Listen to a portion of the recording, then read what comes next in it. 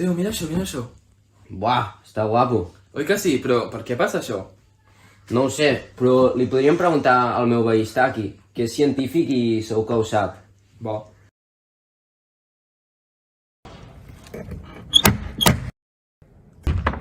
Què voleu? Hola, senyor Staki. Miri, hem vist aquest vídeo a TikTok i doncs volem que ens ho expliqui. Va, passeu. L'efecte Marangoni explica la dinàmica que s'estableix entre dos líquids amb una tensió superficial diferent. Això passa per la diferència de la tensió superficial entre l'aigua i la tinta. Quan la tinta entra en contacte amb l'aigua, es crea un efecte d'arrossegament. Ho heu entès? Sí, però què és la tensió superficial? Com pot ser que no ho sabeu? Emergència científica!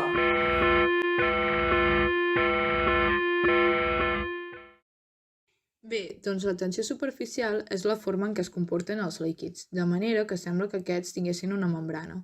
Les molècules de l'aigua fan forces d'atracció cap a tots els costats, però en canvi les de la fulla només horitzontalment. Això fa que es produeixi l'efecte Marangoni.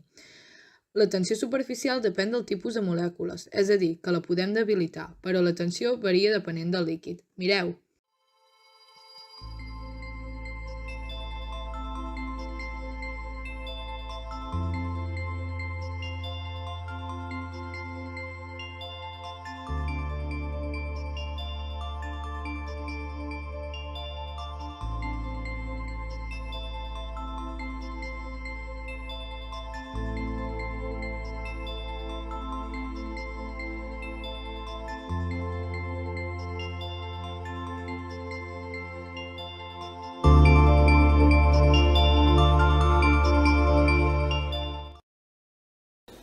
Això que hem vist és també degut a la tensió superficial, i és que l'aigua té unes forces intermoleculars molt fortes.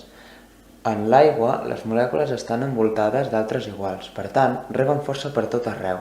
Però, en canvi, les molècules que estan més enfora no estan totalment envoltades, i les forces, en aquest cas, representades en verd, són les responsables de la tensió superficial. En canvi, l'alcohol té les forces intermoleculars més dèbils que l'aigua, per això ha aguantat menys.